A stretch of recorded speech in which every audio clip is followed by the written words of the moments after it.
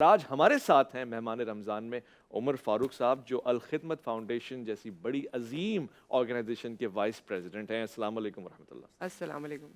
بالکل خیریت؟ ٹھیک ٹھاک، اور جس طرح انہوں نے بات کر دی کہ نصف رمضان تقریباً ہو چکا ہے، تو او آئی سی اور پھر جس طرح سے آپ کافی سالوں سے 15ویں رمضان کو خاص طور پہ کسی دن کے ساتھ مخصوص کرتے ہیں، اس کے بارے میں ذرا بتا دیجیے۔ بسم اللہ الرحمن الرحیم۔ آپ کا بہت شکریہ، آپ لوگوں نے موقع دیا۔ 15 رمضان کو الخدمت فاؤنڈیشن نے شروع کیا کہ ہم آرفن ڈے منائیں گے، یتیم بچوں کا دن منائیں گے، اور او آئی سی نے بھی اس کی قرارداد منظور کی، اور پوری دنیا کے اندر مسلمان جو ہے 15 رمضان کو آرفن ڈے مناتے ہیں، یتیم بچوں کا دن مناتے ہیں۔ یتیم بچے ہمارے معاشرے کے اندر وہ ہیں کہ جن کی کوئی آواز نہیں ہے، مطلب وہ خود بھی کچھ بتا نہیں سکتے ہیں اور کوئی ان کے بارے میں سوچتا بھی اس طریقے سے نہیں ہے۔ تو الخدمت فاؤنڈیشن نے طے کیا جو یتیم بچے پورے پاکستان کے اندر موجود ہیں وہ ہماری ذمہ داری ہیں، اور ہمیں ان کو ٹیک اپ کرنا چاہیے اور ان کو آگے بڑھانا چاہیے۔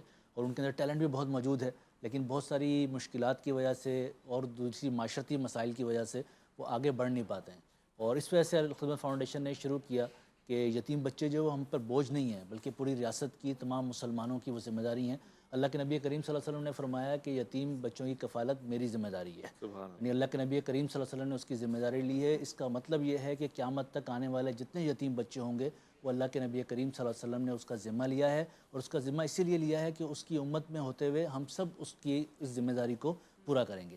تو آج جو لوگ یتیم بچوں کی کفالت کرتے ہیں وہ اللہ کے نبی کریم صلی اللہ علیہ وسلم کی لی ہوئی ذمہ داری کو پورا کر کیا رہے بات ہوتے ہے، ہیں۔ وہ قرآن کی وہ آیت الم یجد کا یتیما فآویٰ، سبحان اللہ۔ اور پھر یہی حکم بھی دے رہا ہے کہ اگر تمہیں یتیم ملے، اور کئی مرتبہ، ایک بار نہیں، کفالت کرنا، نگہداشت کرنا، پھر ان کی پرورش کرنا، اور پھر ان کے مال کے قریب نہ جانا، تو یہ بڑی ذمہ داری کا کام ہے۔ آئی ہوپ کہ آپ بہت ہی آسان طریقے سے انجام دے رہے ہیں، اور یہ آپ کا تسلسل کے ساتھ سلسلہ بن گیا ہے۔ بس ہم نے یہ سٹارٹ کیا 2011 کے اندر، اور ہم نے کوشش کی کہ جو یتیم بچے ہیں ان سب کو لیا جائے اور ان کی کفالت کی جائے۔ اس کے اندر ہم 2 پروگرام چلا رہے ہیں۔ ایک تو پروگرام وہ ہے کہ جو بچے یتیم ہیں جن کے والد موجود نہیں ہیں اور وہ اپنی والدہ کے ساتھ اپنے گھر پہ رہتے ہیں یا اپنی ماموں کے گھر پہ، خالہ کے گھر پہ، چچا کے گھر پہ رہتے ہیں، تو ہم ان کی کفالت کرتے ہیں۔ ان کے گھر کے اندر وہ ماہانہ 5500 کا ہمارا خرچہ آتا ہے، اس بچے کو ہم پہنچاتے ہیں۔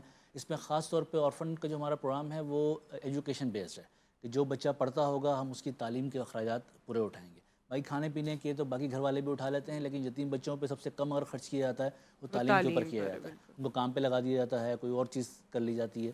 تو ہم ان کی ایجوکیشن کے تمام اخراجات، ان کے کھانے پینے کے اخراجات، وہ ہم 5500 روپے پر مہینے کا ایک بچے کا خرچہ آتا ہے جو ہم اس سے تک پہنچاتے ہیں۔ اور اس کے لیے ہم نے یہ نظام بنایا ہوا ہے کہ کوئی جا کے اس کے گھر پہ پیسے دے نہیں رہا ہوتا ہے، بلکہ وہ اپنے پورے وقار کے ساتھ جو ہے وہ اے ٹی ایم سے جا کے انہیں پیسے نکلواتی ہے اس کی ماں یا چچا یا جو بھی ہے، اور اس کے اوپر وہ خرچ کرتے ہیں۔ اور ہمارے ہر جگہ پر ہم اس بات کا خیال رکھتے ہیں کہ وہ بچہ کسی اسکول میں پڑھ رہا ہے اور اس کے تعلیم کے معاملات کس طریقے سے چل رہے ہیں۔ اور جو ڈونر ہمیں دیتا ہے، یعنی کہ کسی بچے کو اون کرتا ہے، ہم اس تک 3 مہینے بعد اس کی جو ہے وہ رپورٹ ہی بھیجتے ہیں کہ اس کے تعلیم کے اور اس کے گھر کے معاملات اس کے ساتھ شیئر کرتے ہیں، تاکہ اس کی ایک اٹیچمنٹ ہی بن جائے۔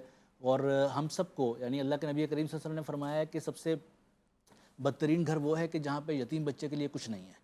تو اس لیے ہماری پوری پاکستانی قوم کو کچھ نہ کچھ یتیم بچوں کے لیے اپنے رکھنا چاہیے۔ ایک خاندان ایک یتیم بچے کو، اگر اپنے بھی 4-5 بچے ہم پال ہی رہے ہوتے ہیں، اس کے ساتھ اگر ایک یتیم بچے کی کفالت اپنے ذمہ لے لے تو پورے پاکستان میں کوئی بچہ ایسا نہیں ہوگا جس کے پیچھے کوئی کھڑا نہ ہو، جس سے کوئی اور کفالت کرنا ہو۔ 5500 کی رقم ہے اس کے لیے۔ 5500 کی اس رقم ہے اس کے لیے کہ جو بچہ اپنے گھر کے اندر سبحان رہتا ہے۔ اللہ۔